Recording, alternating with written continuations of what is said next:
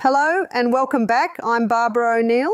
Today we're diving into a topic that many people, especially as they get older, worry about. Maintaining good vision becomes increasingly vital. Unfortunately, it's easy to overlook the health of our eyes until complications such as macular degeneration, glaucoma, or chronic dryness begin to surface. Despite these challenges, there are practical steps you can take to preserve and even enhance your eyesight. In this session, we'll explore the science behind keeping your eyes healthy as you age, delve into the most important nutrients and dietary choices for maintaining optimal vision, and highlight simple yet powerful habits that support eye wellness. Whether you're noticing early signs of strain or aiming to protect your vision for the future, this conversation will equip you with transformative strategies to ensure long-lasting eye health. As a thank you for joining me today, we're giving away 100 free copies of my best-selling book to our subscribers. So if you haven't yet, hit subscribe, like this video, and comment why you want to win. Now let's get started. So we'll look at eyes now. Eyes are deteriorating too soon, yeah? Now you have some short-range muscles and long-range muscles in your eyes. The short range, of course, gets you to look at short, long at long. And by the age of 11, those muscles are set. Now eye doctors are being very concerned today about children's eyesight because children are having overexposure to short range. That's in all the computers, Game Boys, television, things like that. They're having overexposure to short range and underexposure to long range. One old doctor, he made the statement, he said, we should spend more time looking at the mountains. Not many mountains in Singapore. Clouds, tops of trees.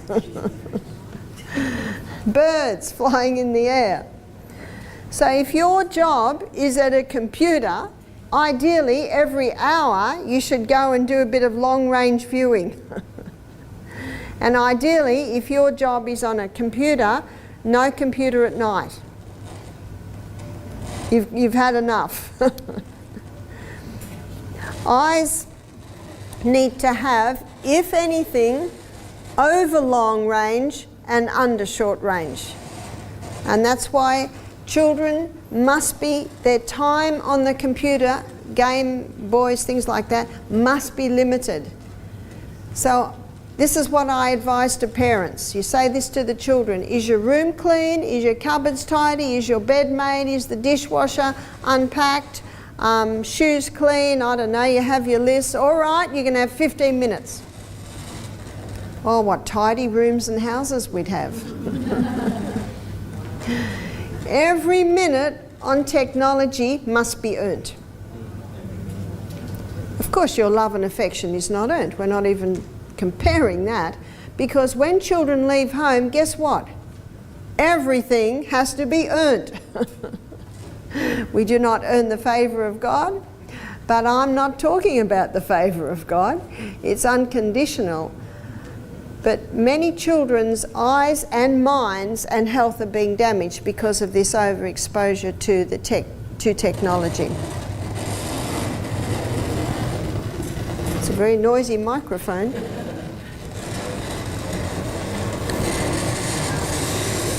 Unfortunately, aren't you glad this is the last? Oh, it must like when I'm over here.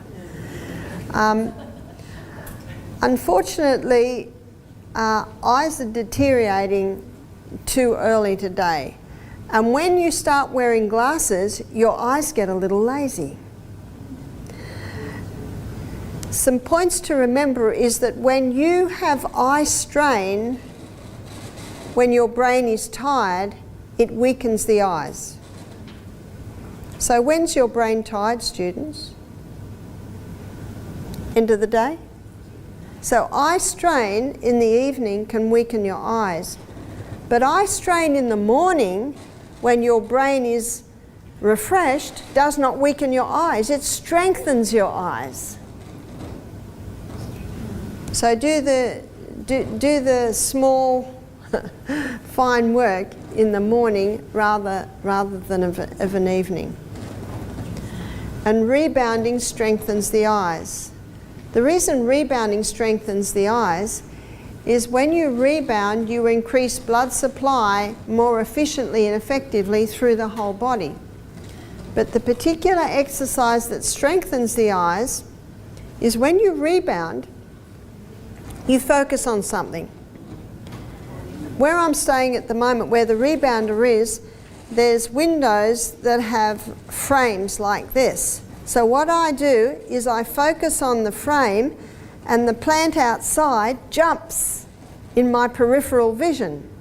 And then after 10 seconds I change my focus and my focus on the plant outside, and then the window frame jumps like this. So if every 10 seconds on the rebounder you keep changing your focus. Can you see how that is strengthening the muscles in your eyes? Sunshine strengthens the eyes too.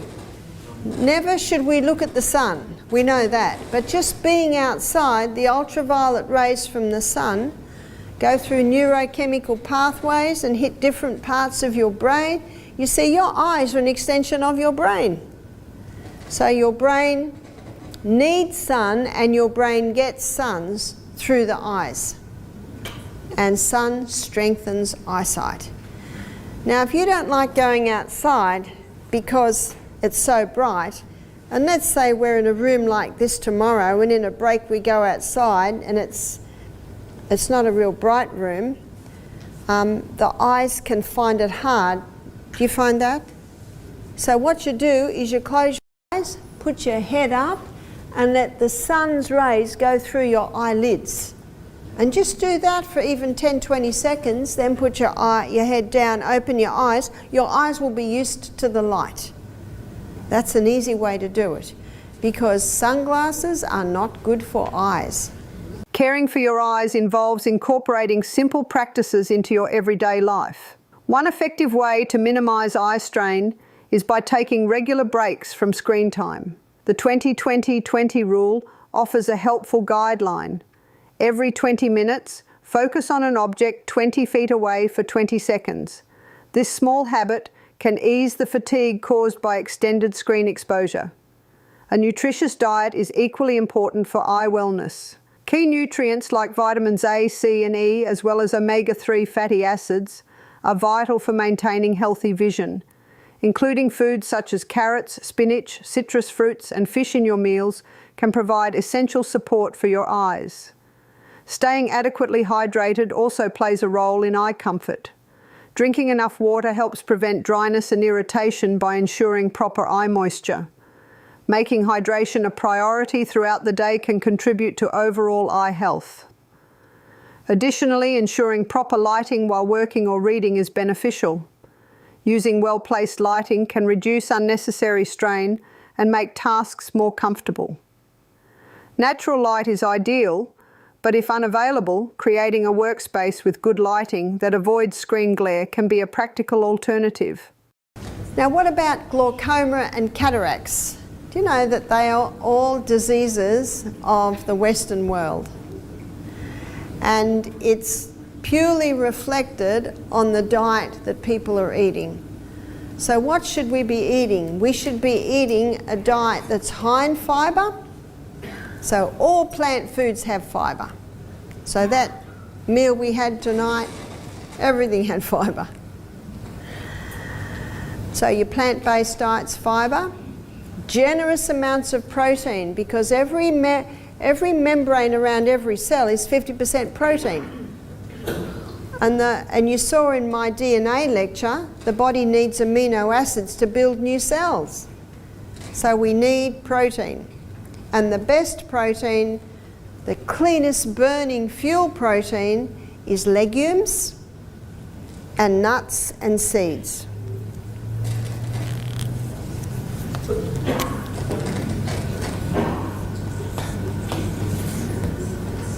So legumes, that's lima beans, black-eyed beans, cannellini beans, chickpeas, lentils, soy. Soy is only a problem if it's been genetically modified. Nuts can be overdone, so 10 a meal. And seeds. So seeds, probably about 1/4 cup per meal. Most people don't eat that many nuts or seeds, do they? Most people don't eat nuts for a month and then buy a packet of cashews and eat the whole lot in the afternoon, is that right? They are expensive, but they're not expensive if you only have a few. So they're the 3 essential food groups. And where you get your minerals is your that's the protein. The 3 essential food groups are fibre, protein, and fats. So the best fats are your nuts, your seeds, and coconut oil and olive oil.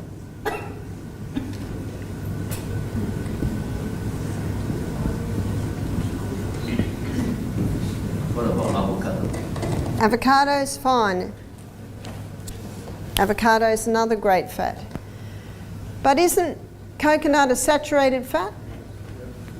Isn't that great? There is no proof that saturated fat causes heart disease. Did you know that? And I'll show you that when we talk about heart health. It's a myth.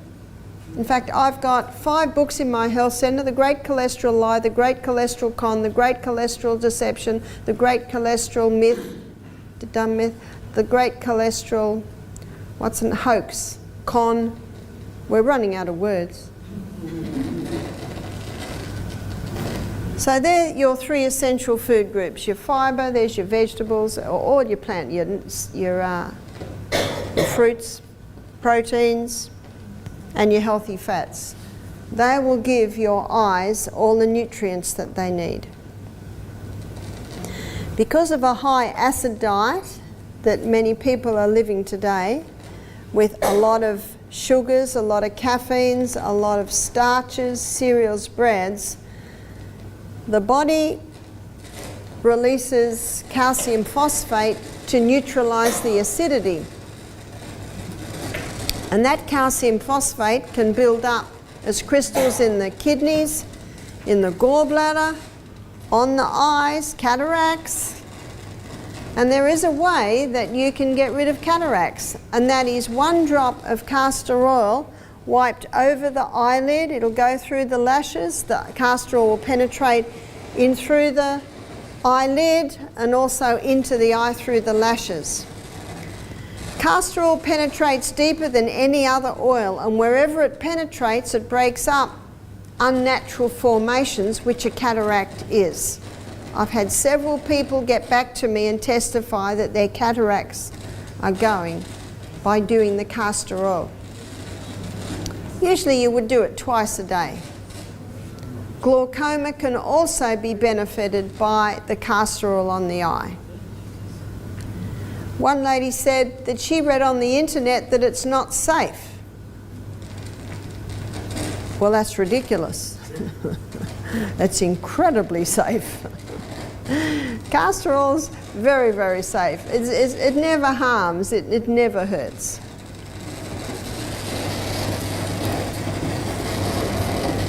Now there is an eye wash, yeah? What about lemon juice for cataract? Yes, I have heard lemon may help. You can try it. Does it sting? Does it hurt?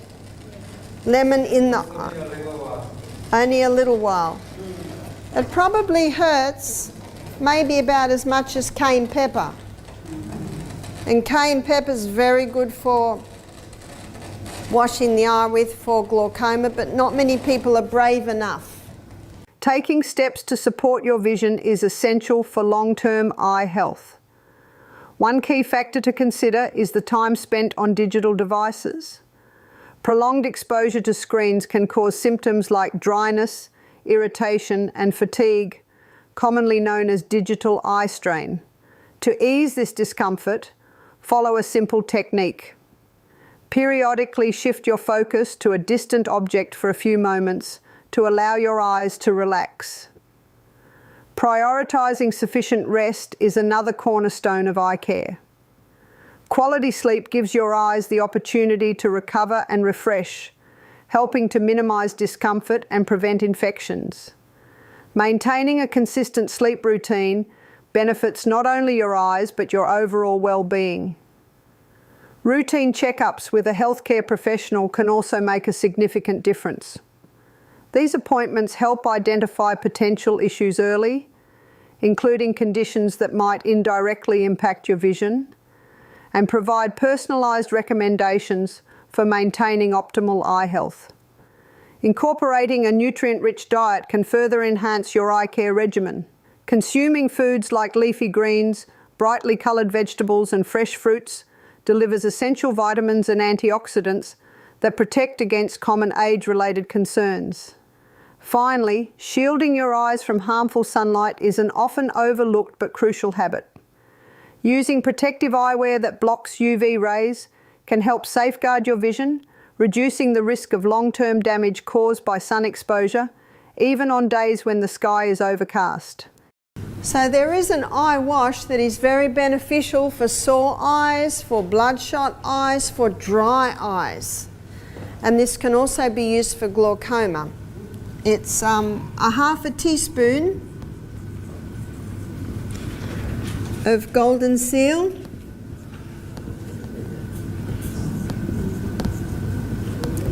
and a half a teaspoon of eye bright.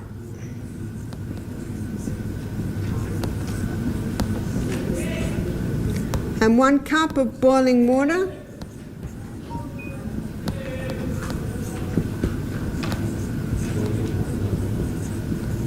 So you cool and strain, and then you can wash your eyes with a little eye wash, you know, the little eye bath. You can wash your eyes with that a couple of times a day. I've had guests come to our program with dry eyes, and some people with weepy eyes. They're always wiping their eyes, and they have found that this tea has helped them. Golden seal? Where do you get golden seal? The health food shop should sell it. What is it? A herb. It's a root. So eye bright are leaves, and that's a root. Usually you buy it in a powder form.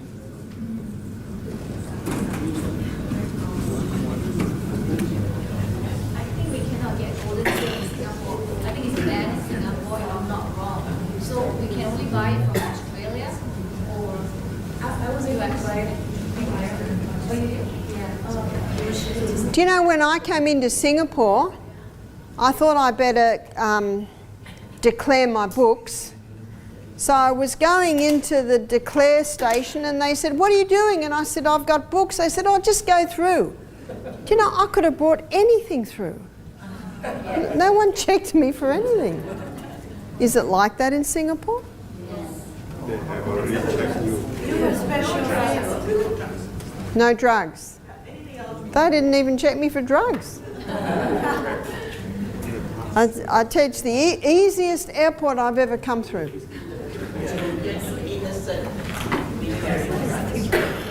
So if anyone's travelling, maybe they just bring some golden seal back with them. You can get it in America. It's a very powerful herb. It's called King of Tonics to all mucous membranes, and your eyes are a mucous membrane.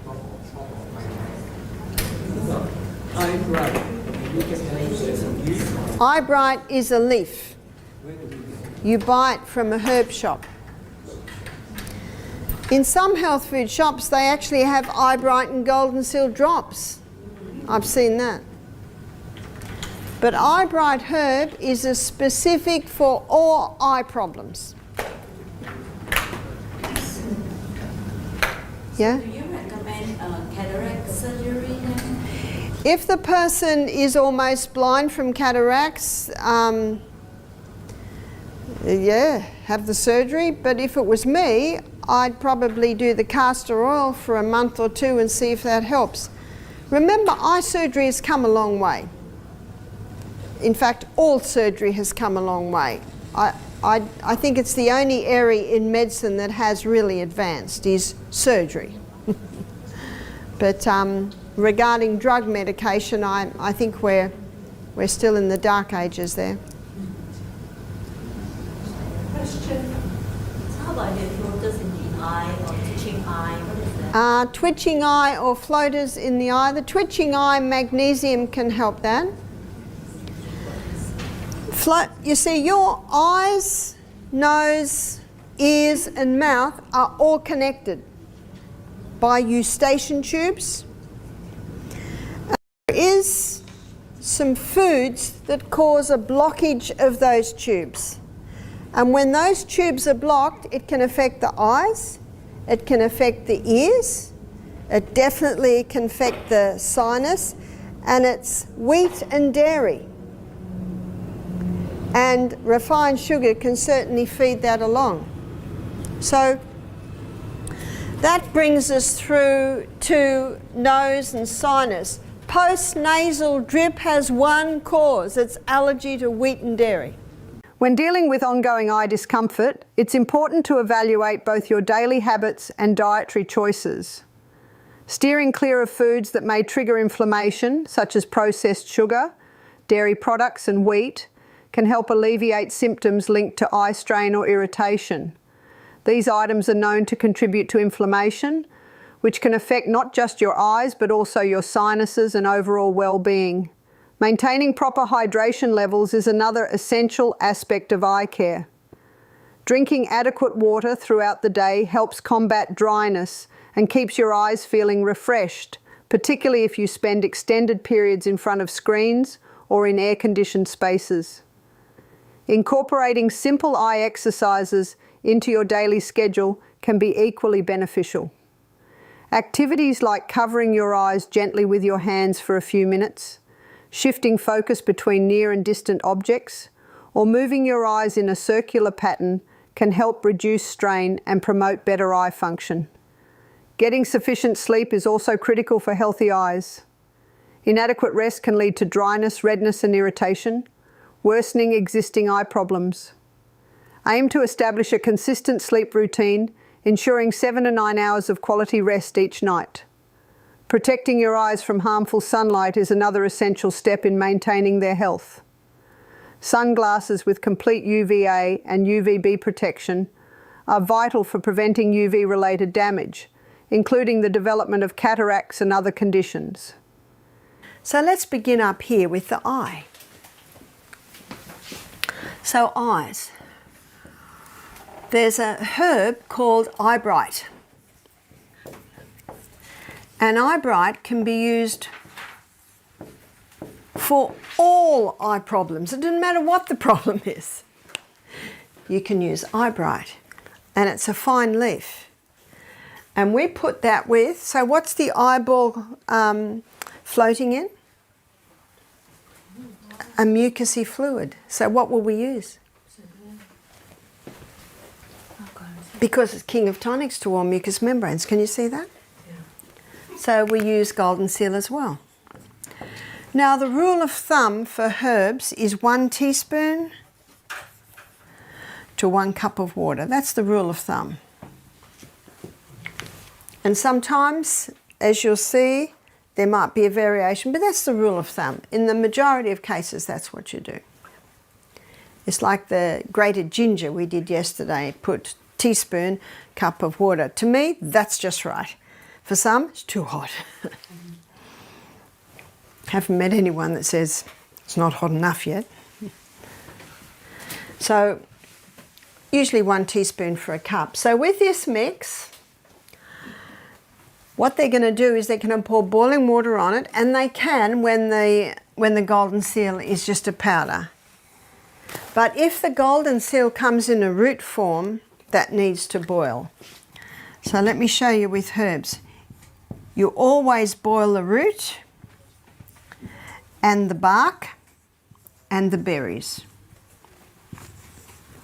Whereas when you have just got dried leaf, you just pour boiling water on. And then put a cover on it and it seeps. So you pour the boiling water on the leaf and the flowers.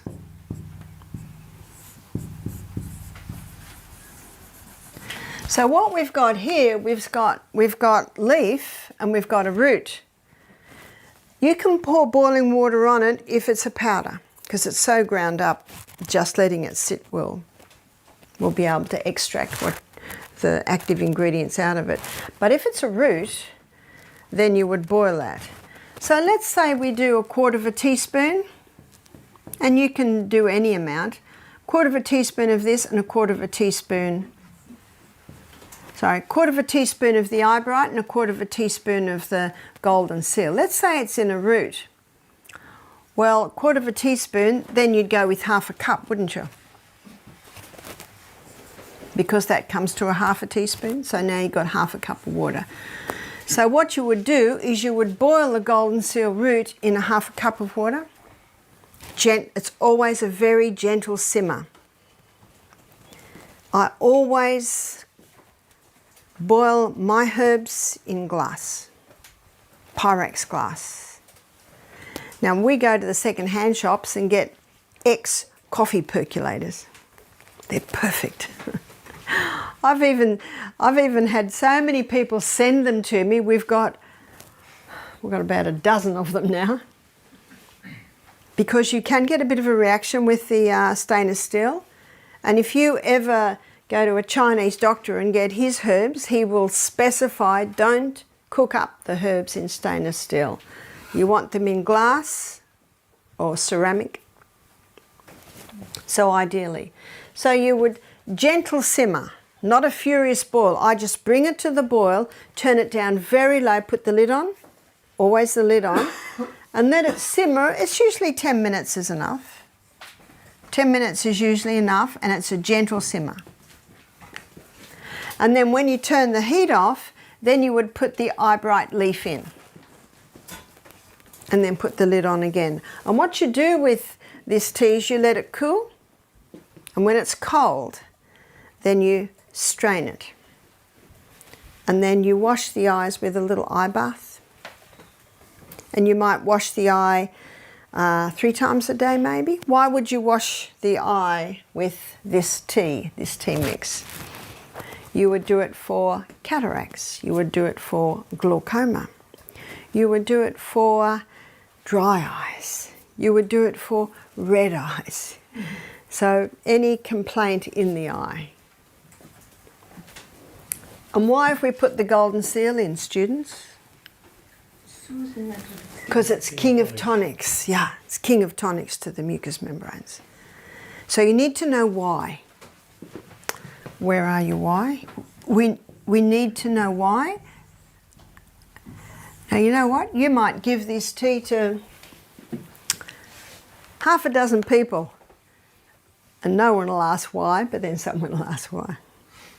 So it's important to know, and they will have confidence in you when you're able to explain why you're doing it. Because the worst thing you can say is, oh, it's good for your eyes.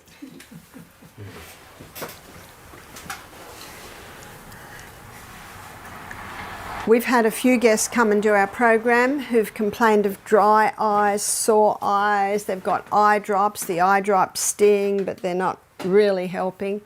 And then they wash their eyes with this. And I leave it to them. If twice a day is enough, twice a day. If 3 times enough feels better, 3 times a day. Remember, we teach that everyone should be their own doctor because only you know your response or how it feels. And by the end of the week, we have guests saying to us, my eyes have never been so good. The dry eyes, the itchy eyes have cleared up. So it's a very powerful mix. So for glaucoma and cataracts, they might be done 3 times a day. And in the evening, might put the castor oil over. So that's a very nice combination. Let me tell you about the benefits of eyebright eye wash and how it can support your eye health. If you're dealing with dry eyes, it's a natural remedy that provides soothing relief, helping to keep your eyes hydrated and comfortable. For conditions like glaucoma, its anti-inflammatory properties can ease discomfort and reduce swelling, offering gentle support. Incorporating this simple wash into your routine can make a real difference in how your eyes feel every day. Thank you for joining me today. I hope you found this information on eye health valuable and that it inspires you to take proactive steps in caring for your vision. Remember, incorporating the right nutrients and habits into your daily routine can make a significant difference. If you enjoyed this video, please give it a thumbs up and subscribe to the channel for more health tips and insights. Feel free to leave any questions or comments below. I'd love to hear from you. Until next time, take care of your eyes and stay healthy.